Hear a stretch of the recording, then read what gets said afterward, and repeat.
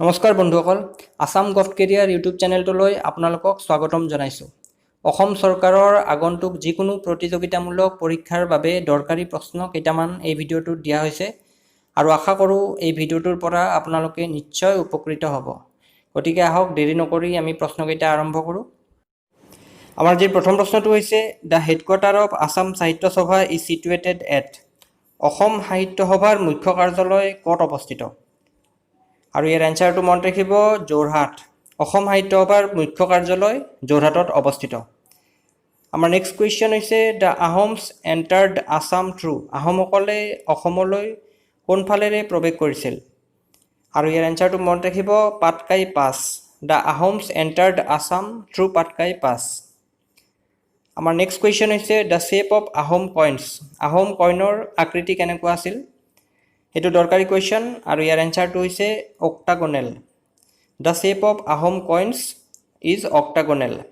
আমাৰ next question হৈছে in which year the Assam state museum was established. Assam state museum কেতিয়া establish কৰা হৈছিল? আৰু ইয়াৰ এনচাৰটো হৈছে মনত ৰাখিব 1940। 1940 চনত আছাম ষ্টেট মিউজিয়াম এষ্টাব্লিছ কৰা হৈছিল। আমাৰ নেক্সট কুৱেশ্যন হৈছে first Assamese historical novel Bhanumati was written by. প্ৰথম অসমীয়া নভেল ভানুমতী কোনে লিখিছিল? আৰু ইয়াৰ এনচাৰটো মনত ৰাখিব পদ্মনাথ গোহাঁই বৰুৱা। পদ্মনাথ গোহাঁই বৰুৱাই লিখিছিল ফাৰ্ষ্ট এছামিজ নভেল ভানুমতী। আমাৰ নেক্সট কুৱেশ্যন হৈছে what was the real name of doctor Mamoni Raisom Goswami. Doctor Mamoni Raisom গোস্বামীৰ প্ৰকৃত নাম কি আছিল? আৰু ইয়াৰ এনচাৰটো হৈছে মনত ৰাখিব ডক্টৰ ইন্দিৰা গোস্বামী। ডক্টৰ ইন্দিৰা গোস্বামী আছিল ডক্টৰ মামণি ৰয়ছম গোস্বামীৰ প্ৰকৃত নাম।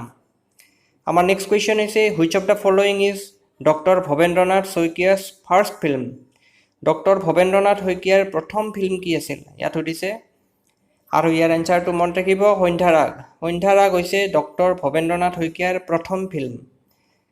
আমাৰ নেক্সট কুৱেশ্যনটো হৈছে Gautam Buddha was born in which country. Gautam Buddha কোনখন দেশত জন্ম হৈছিলে গৌতম বুদ্ধৰ? আৰু ইয়াৰ এনচাৰটো মনত ৰাখিব নেপাল। লুম্বিনী নামৰ ঠাইত গৌতম বুদ্ধৰ জন্ম হৈছিল আৰু সেই ঠাইখন নেপালত অৱস্থিত।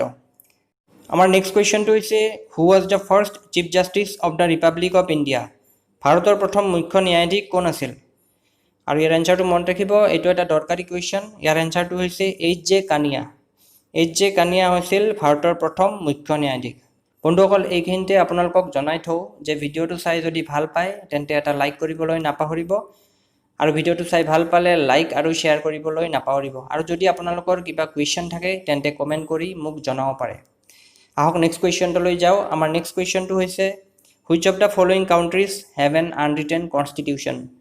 ইয়াৰে কোনখন দেশৰ সংবিধানখন লিখিত নহয়?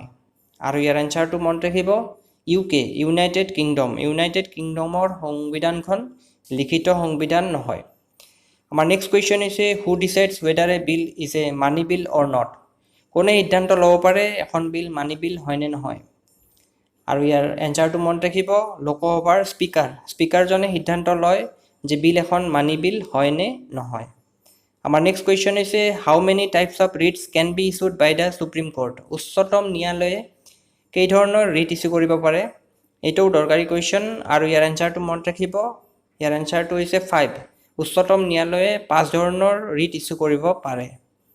আমাৰ নেক্সট কুৱেশ্যন হৈছে the right to information act was enacted in which year. Right to information act কিমান চনত এনেক্ট কৰা হৈছিলে? আৰু ইয়াৰ এনচাৰটো মনত ৰাখিব 2005। 2005ত ৰাইট টু ইনফৰমেশ্যন এক্ট এনেক্ট কৰা হৈছিলে। আমাৰ নেক্সট কুৱেশ্যন হৈছে operation flood is related to. এইটো দৰকাৰী কুৱেশ্যন। অপাৰেশ্যন ফ্লাড কিহৰ লগত জড়িত? আৰু মনত ৰাখিব ইয়াৰ এনচাৰটো হৈছে milk production. Operation flood milk প্ৰডাকশ্যনৰ সৈতে জড়িত। আমাৰ নেক্সট কুৱেশ্যন হৈছে the royal symbol of the Kings of ancient Kamrupa was. পুৰণি কামৰূপৰ ৰজাসকলৰ ৰয়েল চিম্বল কি আছিল? ইয়াতে অপশ্যন কেইটা আছে টাইগাৰ, ৰাইনচৰাছ, পিকক নে এলিফেণ্ট। আৰু মনত ৰাখিব ইয়াৰ এনচাৰটো হৈছে এলিফেণ্ট। এলিফেণ্ট আছিলে ৰয়েল চিম্বল পুৰণি কামৰূপৰ ৰজাসকলৰ। আমাৰ নেক্সট কুৱেশ্যন হৈছে Dimapur was situated on the bank of which of the following reverse. ইয়াৰে কোনখন নদীৰ পাৰত ডিমাপুৰ চহৰখন অৱস্থিত সেইটো সুধিছে আৰু ইয়াৰে এনচাৰটো মনত ৰাখিব ধনশিৰি। ধনশিৰি নদীৰ পাৰত ডিমাপুৰ চহৰখন অৱস্থিত।